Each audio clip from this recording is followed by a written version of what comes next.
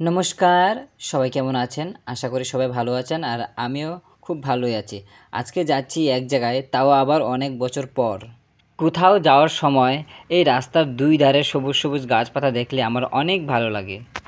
বেশ অনেকক্ষণ যাত্রা করার পর আমাদের নির্দিষ্ট জায়গায় আমরা পৌঁছে গেলাম। আপনারা হয়তো এই ব্যানারটি দেখে বুঝেই গেছেন যে আমি কোথায় আছি। হ্যাঁ, আমি আছি এখন ত্রিপুরায়। চলুন তাহলে আমরা এবার মন্দিরে প্রবেশ করলাম।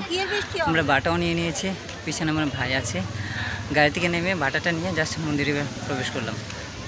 আমার এই মন্দিরে আসার অনেক দিনের স্বপ্ন ছিল। আমি আমার মুম্বাইয়ের অডিশনটা শেষ করে আমি ডাইরেক্ট সোজা ট্রেনে আমি এখানে চলে এসেছি। তাহলে এই মন্দিরের ইতিহাসের বিষয়ে একটু জানা যাক।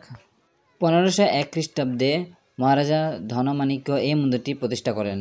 কথিত আছে যে দেবীর 51 শক্তিপীঠের মধ্যে এই মন্দিরটি একটি।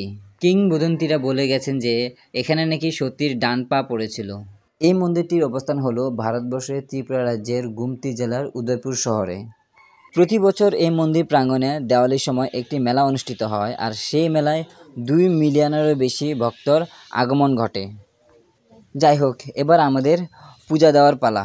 আমরা ভোগের প্রসাদের বাটাটা নিয়ে দাঁড়িয়ে আছি, কেননা এখন ভোগের সময় চলছে। আর দেখতে পাচ্ছ সেই প্রভুজি কাশি বাজিয়ে যাচ্ছেন। দুপুর 1টা থেকে 2টো অবধি মায়ের ভোগ নিবেদন চলে, আর সেই সময়কালে মন্দির বন্ধ থাকে। তারপর আমরাও পূজা অর্চনার ভোগ নিয়ে বা বাটা নিয়ে আমরাও লাইনে দাঁড়িয়ে পড়েছিলাম। এই হলঘরের দর্শনার্থীকে দেখে আমি এটাই বুঝতে পারলাম যে আজকে মন্দিরে অনেক দর্শনার্থী হবে বা হয়েছিল। বেশ কিছুক্ষণ লাইনে থাকার পর আমাদের পূজা অর্চনা হয়ে গেল, আর পূজা অর্চনা হওয়ার পর মাকে প্রণাম জানিয়ে আমরা বেরিয়ে চলে আসলাম। আমরা যখন মন্দির পরিদর্শন করছিলাম তখনই আমাদের ভোগটা চলে আসে হাতে, আর মন্দিরে এখন কাজ চলছে। তারপর আমরা চলে গেলাম প্রসাদ ঘরে। এখানে নাকি প্রতিদিন দুপুরবেলা অন্নভোগ বিতরণ করা হয় সবাইকে। আমাদের মন্দিরে পূজার দেওয়া শেষ, আর ভোগের প্রসাদটাও নিয়ে নিলাম কেরি ব্যাগে। প্রসাদঘর তো দেখলে নিয়ে সাইডে এটা প্রসাদঘর, সেখানে প্রসাদ বিতরণ করা হচ্ছে। এটাই হলো মন্দির চত্বর। মন্দির চত্বরে এখন কাজ চলছে, তাই জিনিসপত্রগুলো এলোমেলো হয়ে আছে। আর মন্দিরের উপরে আকাশটা দেখতে বেশ সুন্দর লাগছে। এখনও আমাদের সব পূজা অর্চনা সব শেষ, প্রসাদ নেওয়া শেষ। এবার আমরা মন্দির থেকে বেরিয়ে পড়লাম। আমি এই মন্দিরে অনেক বছর পরেই এসেছি, বাট আগের থেকে অনেক চেঞ্জ হয়েছে সব কিছু। একদম মন্দির চত্বর, মন্দির সব কিছু চেঞ্জ।